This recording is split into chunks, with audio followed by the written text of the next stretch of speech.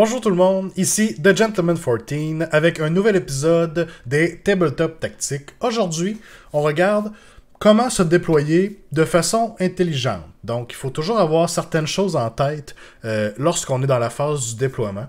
Beaucoup de joueurs vont pouvoir vous dire que la phase de déploiement, le déploiement dans Age of Sigmar est une des parties les plus importantes du jeu. Et elle peut facilement vous gagner ou vous faire perdre des parties.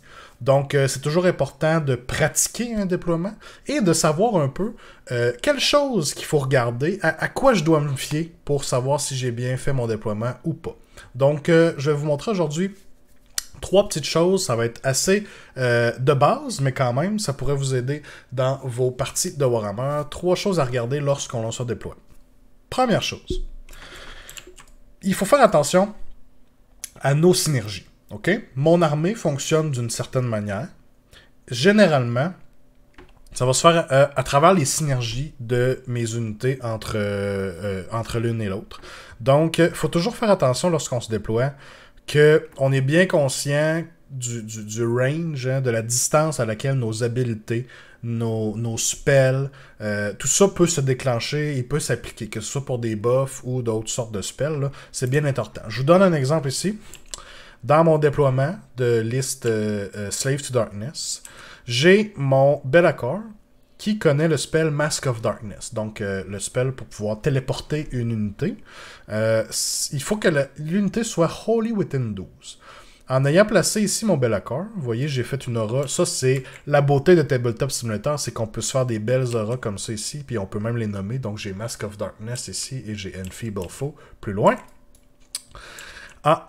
C'est sûr que dans vos vraies parties sur le tabletop, vous allez devoir bien mesurer. Mais ce qu'on peut voir tout de suite ici, c'est que j'ai plusieurs unités, dont ma grosse unit de 6 Varanguard, qui ne sont pas wholly within, donc complètement à l'intérieur du 12 pouces de Mask of Darkness. Si ce n'était pas intentionnel, si j'aurais voulu plutôt me garder l'option de pouvoir téléporter mes Varanguard, eh bien, il aurait fallu que je déplace mon Be'lakor et que je vienne peut-être le mettre un peu plus stratégiquement dans ce coin-là. Même encore là, hein, les bases, c'est des grosses bases, donc possiblement comme ça, pour pouvoir aller chercher le Holy Within 12 des Varanguard. Maintenant, bien entendu, peut-être que j'aurais fait mon déploiement différemment de l'autre côté. Mais ça fait partie des choses qu'il faut prendre en compte. Comment est-ce que mon armée fonctionne l'une avec l'autre? Un autre exemple va être la Warshrine. Ici, la Warshrine a un gros rayon de 18 pouces pour pouvoir donner ses buffs. Donc en ce moment, elle pourrait effectivement le donner à tout le monde. Et elle a son aura protectrice aussi.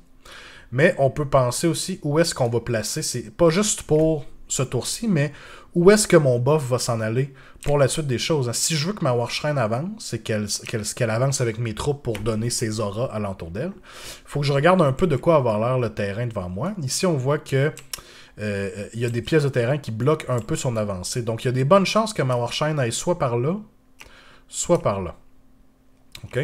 Donc, exemple 1, elle va se retrouver à peu près ici. Mettons avec un run, c'est à peu près. Ou elle va probablement se retrouver à quelque part ici. OK? Et ça vous donne une idée de où est-ce que je dois envoyer le reste de mes troupes pour qu'après leur move, ils puissent encore être dans l'aura ou susceptibles de recevoir les buffs et tout ça. Donc, essayez de bien observer quand vous placez votre Warshrine. Ben, peut-être que moi, ce que je veux faire dans cette partie-là, c'est focusser sur l'objectif qui est là et l'objectif qui est ici. Donc, je ne vais pas envoyer ma Warshrine à gauche, je vais probablement plus l'envoyer à droite ici. Donc, je vais devoir la placer plus de ce côté-là. Et sachant que ma Warshrine va s'en aller dans ce sens-là ici, mais je vais pouvoir bouger en conséquence le reste de mon armée probablement dans la même direction. Donc, faire attention à nos synergies. Quelle unité est placée proche de qui? C'est bien important. Et savoir aussi prendre en compte le terrain qui est de votre côté ou dans votre zone de déploiement. Là. On peut facilement l'utiliser, s'en servir, comme par exemple donner un cover à un héros, ça peut être bien important, ou à toute autre unité. Donc ça peut être très bénéfique, comme ça peut être difficile, ça peut être encombrant d'avoir le terrain de notre côté. Peut-être que ça va empêcher le mouvement de certaines grosses unités qui n'ont pas de moyens faciles de passer par-dessus les terrains. Donc, première chose à faire attention, ce serait ça ici.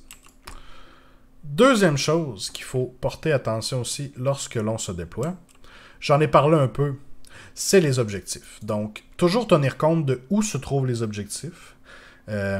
Et bien entendu, les scénarios, hein, ça va varier beaucoup. En ce moment, là, on est sur Shifting Objective, donc 3 scénarios au milieu. Là, on sait que le combat va principalement se faire au milieu.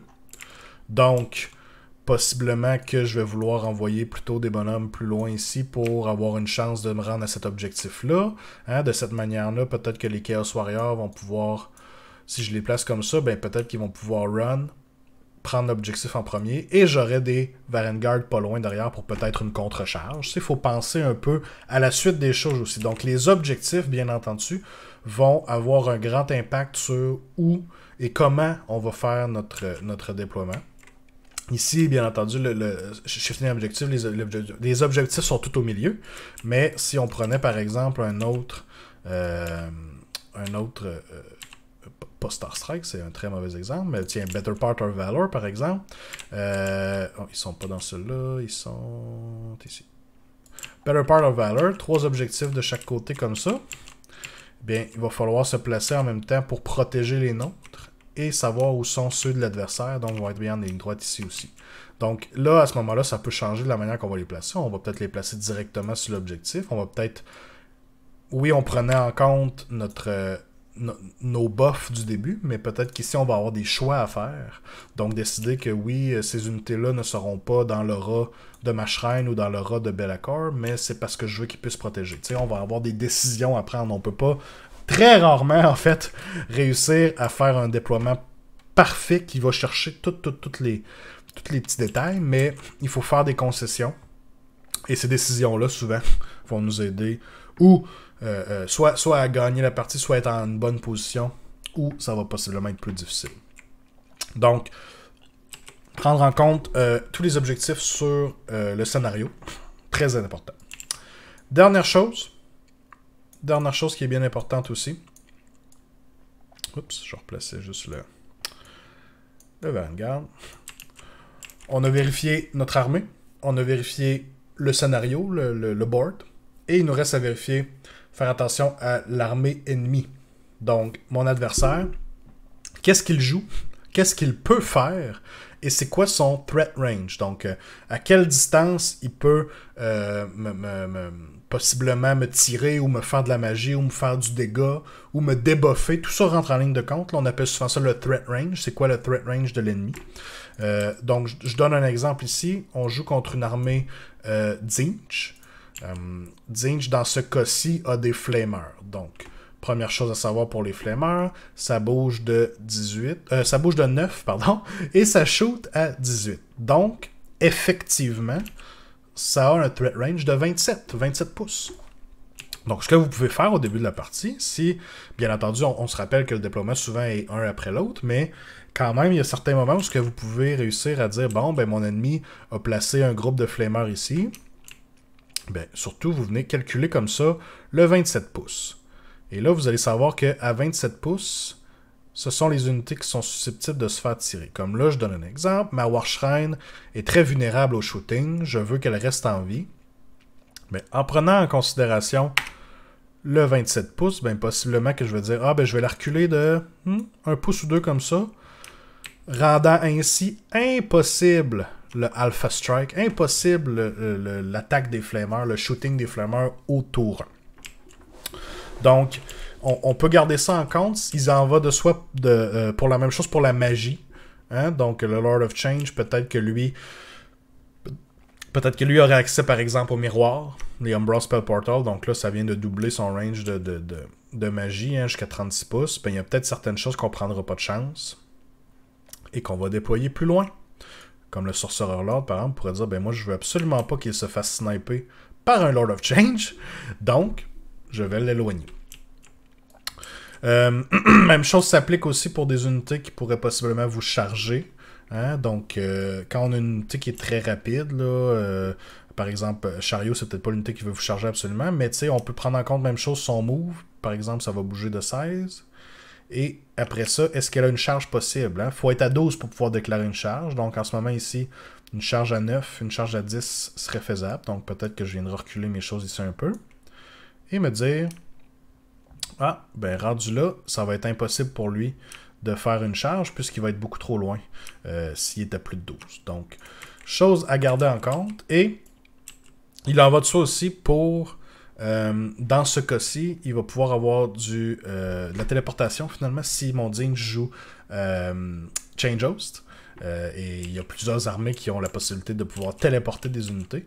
Ben, il faut prendre en compte que généralement, la téléportation se fait à 9 pouces d'une unité à moi. Donc, on peut venir des fois bloquer certains endroits. Donc, si je voudrais être certain que personne se télécharge dans mon dos ici, pendant que j'ai mes Varanguard qui sont là, mais je pourrais arranger quelque chose comme ça et me dire, bon, ben mes Chaos Warriors, en étant là, deny 9 pouces, puis il faut qu'il rentre sa unit, fait qu'il pourra pas.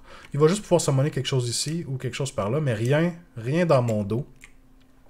Et la même chose pourrait être faite plus loin ici avec par exemple des Varanguard qui sont un peu sur l'objectif et qui viennent en même temps empêcher un téléport à l'arrière. Et en plus de garder l'objectif. Donc, il faut bien prendre en compte aussi toutes les actions possibles de l'ennemi, qu'est-ce qu'il pourrait faire, d'où est-ce qu'il pourrait arriver finalement, ou qu'est-ce qu'il pourrait nous faire, que ce soit par de la magie, par du shooting, ou par une charge, un Alpha Strike par exemple. C'est tout ça à prendre en compte.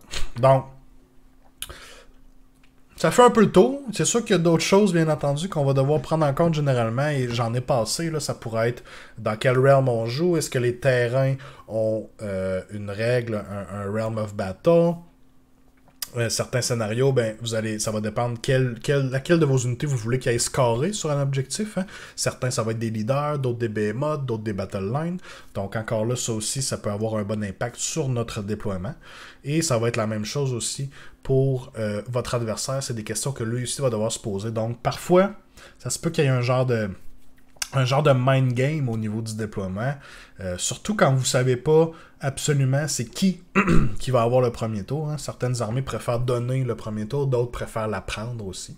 Donc, bien entendu, tout ça vient en compte. Mais je pense qu'avec ce petit guide-là, ça vous donne une bonne base pour peut-être pratiquer un peu vos déploiements et espérer vous faire gagner plus de parties là, avec ces simples petits trucs. Donc, pour toute autre question ou commentaire, n'hésitez pas à m'écrire dans les commentaires en dessous de la vidéo. Puis moi, je vous dis à la prochaine. Bon Wargaming!